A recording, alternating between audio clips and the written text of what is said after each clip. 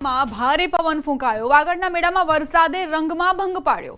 Mini વાવાઝોડા જેવા માહોલથી અનેક મંડપ ઉડ્યા।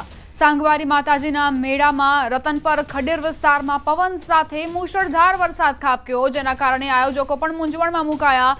મેળાની મુલાકાત લેનાર લોકો પણ અટવાઈ ગયા। મિની વાવાઝોડા જેવી અહીં પરિસ્થિતિ સર્જાઈ।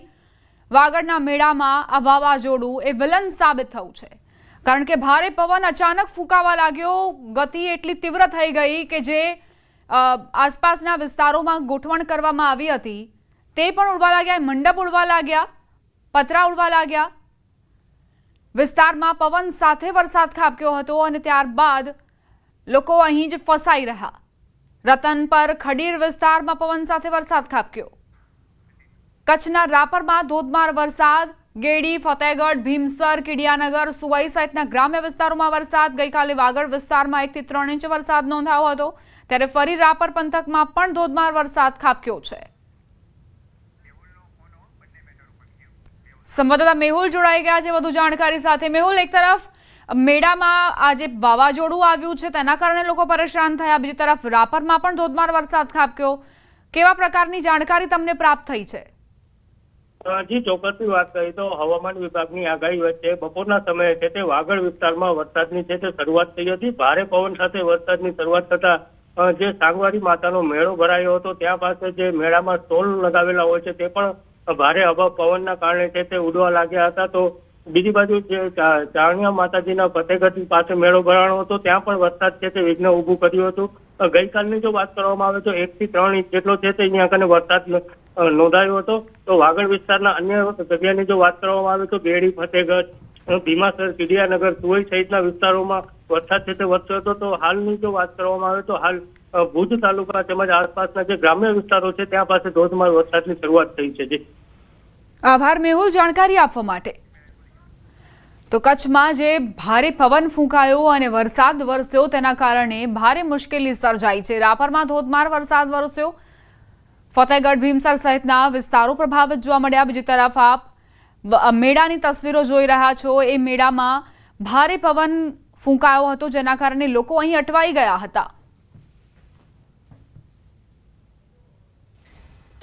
આ તરફ અમરેલીમાં અનરાધાર વરસાદ ખાબક્યો। સાવરકુંડલાના ગ્રામ્ય વિસ્તારોમાં વરસાદ। સાવરકુંડલા, મહુવા રોડ, બાઢડા, જાબાળ, થોરડી, આદસંગ સહિતના ગામડાઓ પ્રભાવિત। ભારે વરસાદના કારણે માર્ગો ઉપર પાણી ભરાયા। સમગ્ર પંથકમાં વરસાદી માહોલ વચ્ચે સાવરકુંડલા ગ્રામ્ય વિસ્તારમાં ધોધમાર વરસાદ ખાબક્યો છે। મેઘરાજા અહીં પણ મહેરબાન જોવા મળી રહ્યા છે। સાંભેલાધાર વરસાદ વરસી રહ્યો છે। ઘણા ગ્રામ્ય વિસ્તારો પ્રભાવિત જોવા મળી રહ્યા છે। સાવરકુંડલા, મહુવા રોડ, બાઢડા, જાબાળ, થોરડી, આદસંગ સહિતના ગામડાઓ જ્યાં મેઘરાજા સતત વરસી રહ્યા છે। તો આ તરફ ખેડૂતોમાં ખુશીની લહેર વ્યાપી છે, કારણ કે આ જે પાણી છે તેમની માટે ખૂબ જ ફાયદાકારક સાબિત થશે।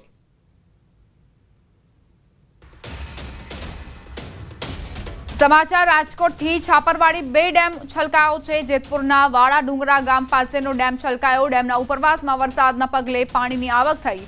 છાપરવાડી 2 ડેમનો એક દરવાજો 0.05 મીટર ખોલાયો। ડેમમાંથી 432 ક્યુસેક પાણીની આવક અને તેટલી જ પાણીની જાવક થઈ રહી છે। લુણાગરા, જાંબુડી, કેરાડી, મેવાસા, પ્રેમગઢમાં એલર્ટ જારી કરાયું છે। રબારિકા, લુણાગરી સહિતના ગામડાઓમાં પણ લોકોને નદીના પટમાં ન જવાની સૂચના આપવામાં આવી છે। છાપરવાડી 2 ડેમમાં સતત પાણીની આવક થઈ રહી છે, જેના કારણે 0.05 મીટર ડેમનો એક દરવાજો ખોલીને પાણી છોડવામાં આવી રહ્યું છે। બની શકે કે આસપાસના વિસ્તારમાં પાણી ફરી વળે એટલે જ એલર્ટ પણ જારી કરવામાં આવ્યું છે। લુણાગરા, જાંબુડી, કેરાડી, મેવાસા, પ્રેમગઢમાં એલર્ટ જારી કરાયું છે। રબારિકા અને લુણાગરી સહિતના ગામડાઓને જાણકારી આપવામાં આવી છે કે તેઓ આસપાસના વિસ્તારમાં નદીના પટમાં ન જાય। જો હજુ પણ પાણીની આવક છાપરવાડી 2 ડેમમાં થતી રહેશે તો વધુ ગેટ ખોલીને અને પાણીની જાવક કરવામાં આવશે। જેટલી પાણીની આવક થઈ રહી છે તેટલી જ પાણીની જાવક પણ નોંધાઈ રહી છે। 432 ક્યુસેક આવક સામે 432 ક્યુસેક પાણી છોડાઈ રહ્યું છે।